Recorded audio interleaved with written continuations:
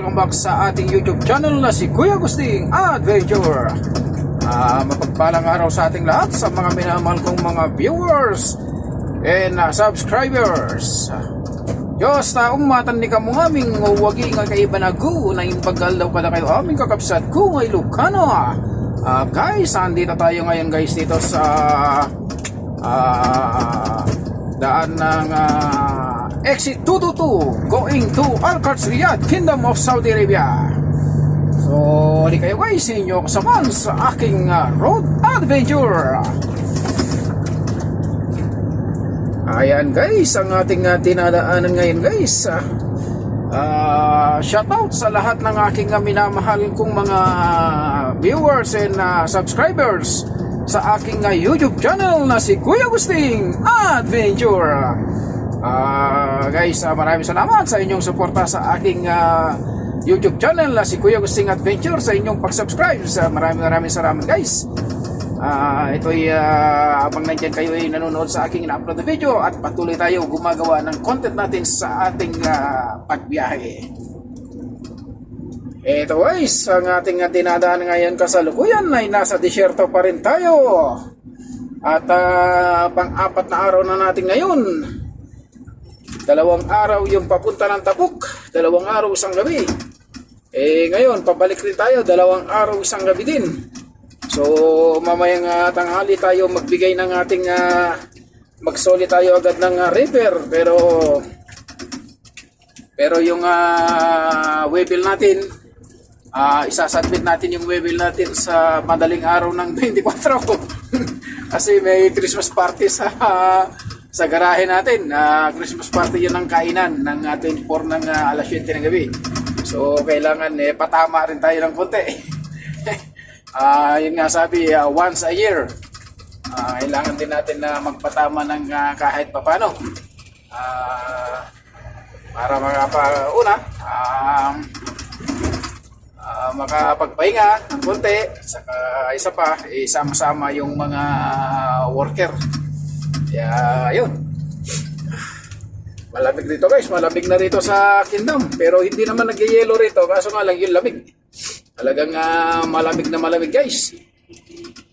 At ito yung ating mga tropang motorista, talagang humahataw na sila. Pero tayo tagpong-pugi lang tayo, tagpong-pugi lang. Wala naman tayong hinahabol kasi truck ban naman dyan sa Riyadh. Kaya tagpong-pugi lang tayo guys, truck ban naman dyan sa Riyadh. Alas maybe pa yung katapos ng truck ban.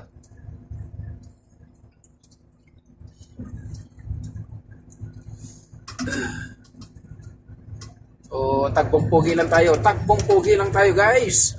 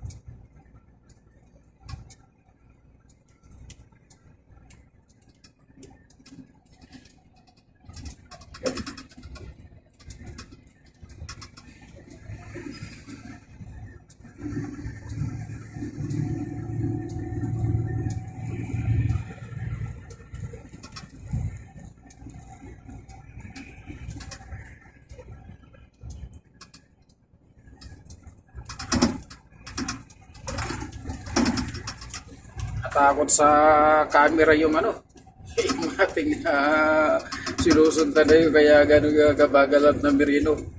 Kala niya kay Gislap yung camera monitoring na yun. Kasi pag hindi mo kabisado, kailangan kabisaduhin mo yung mga dinadaanan araw-araw, daanan mo. Para kahit saan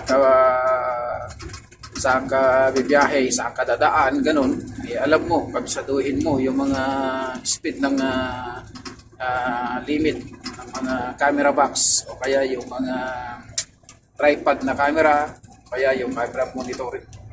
Yun.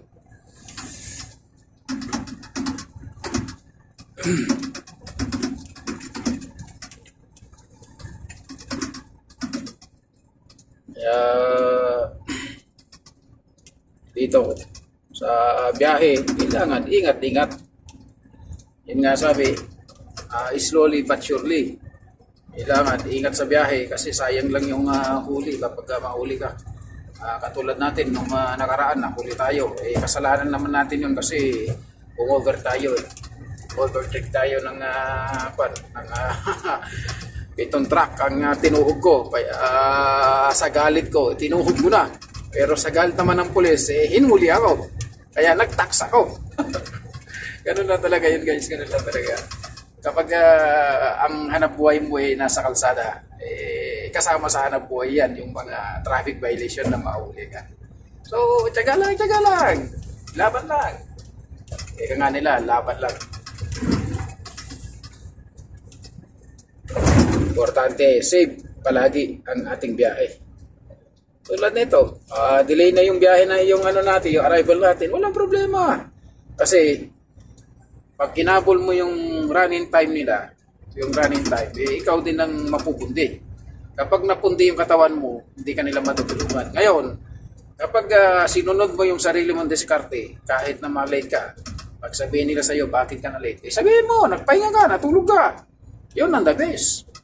Kasi yan, kapag ikaw ang buminggo, hindi ka matutulungan yan. Kawawa yung pamilya mo. Kaya, di baling pagalitan ka, kahit sabihan ka ng importante, buhay ka. At safety ka. Yun lang ang importante sa pagmamaneho dito sa Alwaray. Lalo na pag ganitong may running time, discarding pogi ba? Yung pangtagbong pogi lang. Yan lang yung guys. Asar talo. Dito, asar talo.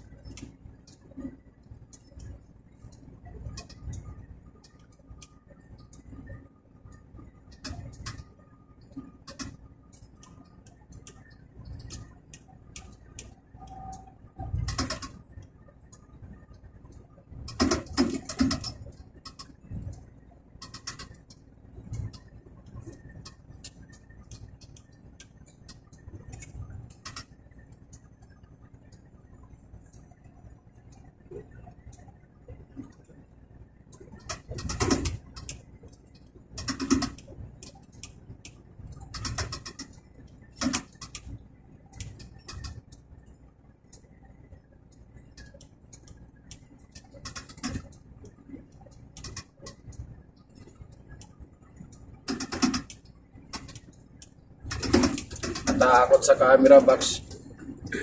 Natakot sa camera box yung ating in-overtake kanina Tamberino hindi kabisado yung hindi kabisado yung speed dito sa highway na ito. Kailangan kabisaduhin mo para hindi ka mangangapa-ngapa.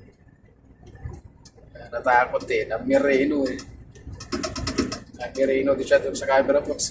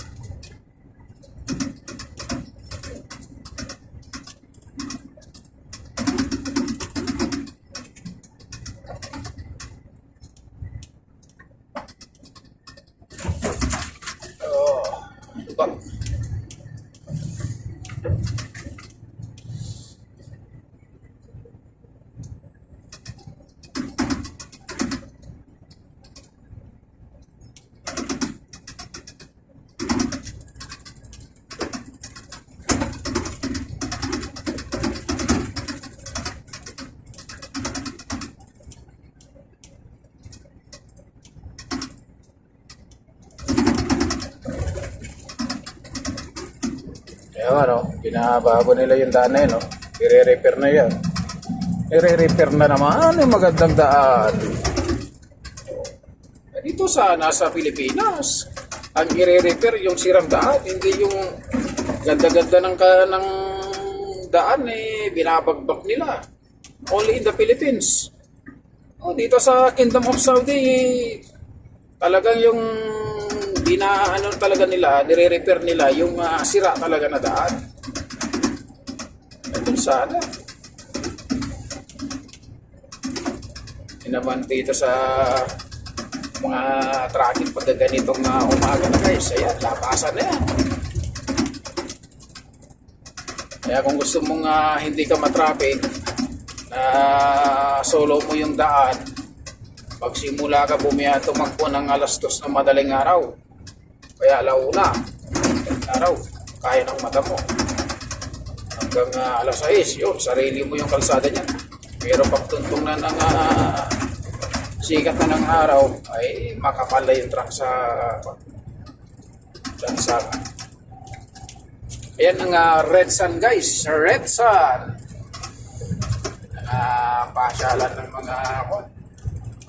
ng mga namamasyal na gustong mamamasyal. Ayan naman ang maintenance ng kalsada. Yan ang camera box. Yan, camera box. Kapag nag-overspeed ka ng 80, kikislap yun. Yan naman yung Red Sun rito guys. So napakaganda. Kaganda ng mga view. So nga lang, ay walang gubat.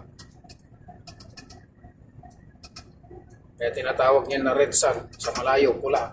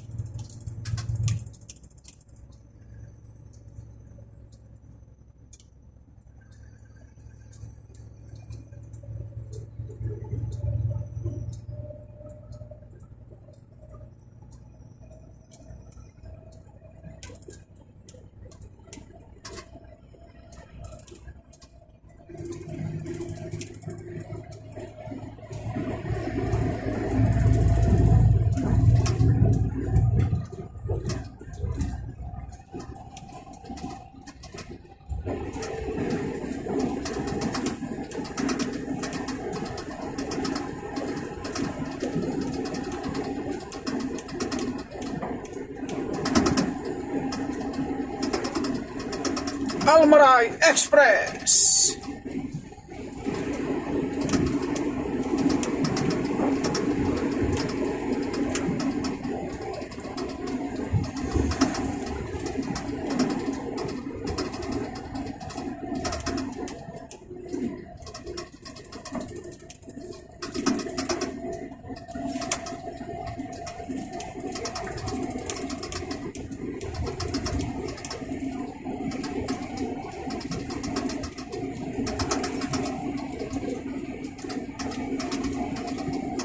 So guys, maraming salamat sa inyong panunod sa aking upload na video.